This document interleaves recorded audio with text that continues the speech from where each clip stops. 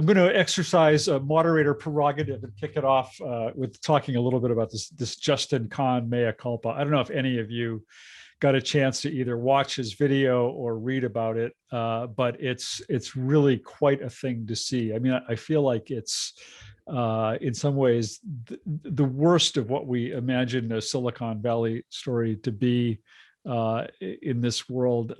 Kan is the guy famously who founded Twitch, sold it to Amazon for basically $1 billion, and then announced he was going to start a company called Atrium that was going to revolutionize the delivery of legal services. He was able to raise $75 million from some really big name investors in Silicon Valley. Remarkably, if you listen to his, he's posted this. So he posted this video on YouTube this week, basically admitting that he messed up big time with Atrium, and essentially it was his mea culpa. But some of the interesting things he said in this video, one was that he was able to raise his first $10 million before he really even had an idea based on a 10-slide pitch deck. And that, in fact, he never really even had the idea very clearly formulated when they launched the company. He said that we were basically took the approach of going after getting customers, and then we would build the product once we got the customers. He talks about the fact that he wasn't really all that interested in legal tech or legal technology, but he really just he was sort of amazed, mesmerized by the idea of doing something nobody else had been able to do, and he wanted to kind of pursue it. And he continues to broach this idea, which I've written about before, and I'm sure others have before, that he kind of invented this idea of this dual entity structure. I mean, the whole idea of Atrium was there was going to be these sort of two companies. There's going to be the law firm delivering legal services, and then there was going to be the tech company that was going to be kind of supporting it all and supporting the business side of it. AKA ClearSpire. AKA ClearSpire, exactly. And I mean, I wrote a column on Above the Law not long after Atrium launched, basically saying this is, deja vu all over again. And yet, even in this video, he maintains that it was, he called it a regulatory hack that I invented, which, well, you didn't, Justin. So I just thought it was fascinating. There's a story about it. He did this whole long sort of Twitter thread about it. And most tellingly, he posted this video on YouTube, about a 20-minute conversation of him kind of sitting on the floor by his bed, reminiscing about how he started this and where his failures were. If you haven't watched it, it's just a lesson in, I don't know, the worst of legal tech, I guess. I wonder if he was inspired by J.J. Abrams, who, for those of you who have been following pop culture news, went out this week and gave a long mea culpa about the Star Wars movies, saying, I think it probably would have been better if we'd had a plan before we started them. It seems as though it's the exact same apology. I wonder if he saw that and thought that it was the new trend. He did that apology first, right? I mean, yeah, I can't remember who went first. That's my whole problem. Yeah. Yeah. Well, if you watch Justin, he invented the apology. Pretty produced. Yeah, it was pretty produced. It looked like it was supposed to sort of look off the cuff. You can see the editing cuts and all that in it, so you can tell it was kind of produced and planned, I think. But more so than Atrium. Yeah, exactly. When he says about growing, one of the big issues was that they grew too fast, because obviously we kind of looked not quite knowing what on earth to make of this thing, and it was never, I mean, the idea is not Justin's, and potentially a workable idea, but obviously it grew massively. He says that was one of the problems. But then what I found funny was he was saying, despite the problems, Atrium trudged on, growing in size and raising $65 million. It's like, I mean, that, what point do you go, well, no, maybe we shouldn't raise $65 million? I don't know.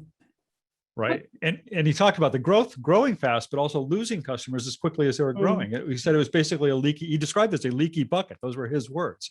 They'd come in, but they'd go out just as quickly. What I think is so interesting about this, and I don't know Justin Kahn, and I didn't watch the video, so I'm not talking about him specifically.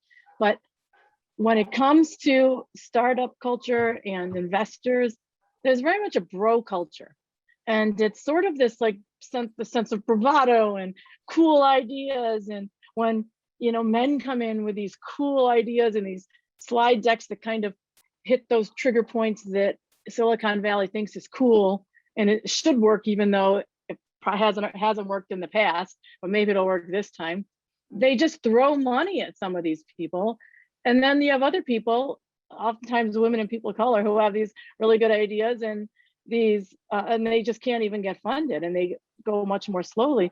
Granted, he's a person of color, but but just generally speaking, it's like this bro culture where you sort of, and this idea of what's cool and shiny, and that Silicon Valley thinks is cool and shiny, even though it may or may not work in the real world, especially in the legal tech space. And what, you got a problem with bro culture? What's wrong with that, Nikki? Well, and it's also, I also think, and I don't know this guy at all. I've never met him, and I haven't even seen the video, so it's not about him. But I think that people that tend towards narcissism are super charismatic and really good sellers.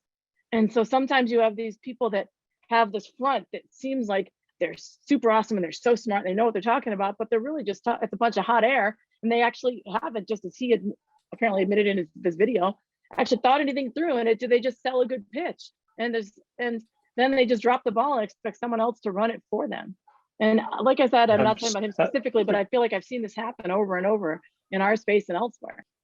Well, it's the classic story of WeWork.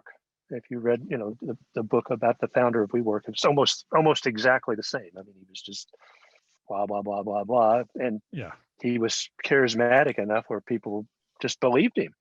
And nobody really said, well, exactly what is it you're selling now? What is it again? I'll have to go back over my slide decks. I know I have some slide decks, 10 page More than slide 10 decks slides. that could be worth half that maybe.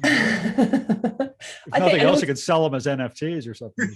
I think there was also an arrogance. I remember at the time thinking, when the way that the language was about, everyone that's gone before is a bit crap, and legal services needs to be disrupted, and and it's all like we're gonna work our magic, and it was very sort of a lot of bravado. I totally agree with your point, Nikki, about the bro culture, but and I just think that any of us who have worked in this industry a long time know that that's just not realistic. There's a reason why it takes a long time to change, and there's some things that lawyers do really well, and there's some things that need to be modernized, but actually you don't do it usually by coming in and going, everything you do is crap. It's the revolutionary talk. I mean, I've pointed out a couple articles now in Pinhawk that the whole concept of this is going to revolutionize, this is going to, like, I've been working in legal now for 36 years. It's a very thick bubble. You just don't come in and revolutionize. There's a reason why things move slowly in legal. And it amazes me, to Nikki's point, it amazes me how people think they're just going to come in and with 10 or even 20 page slide decks that you can come in and just make that change in the market so easily, the legal market in particular, so easily. Amazes me.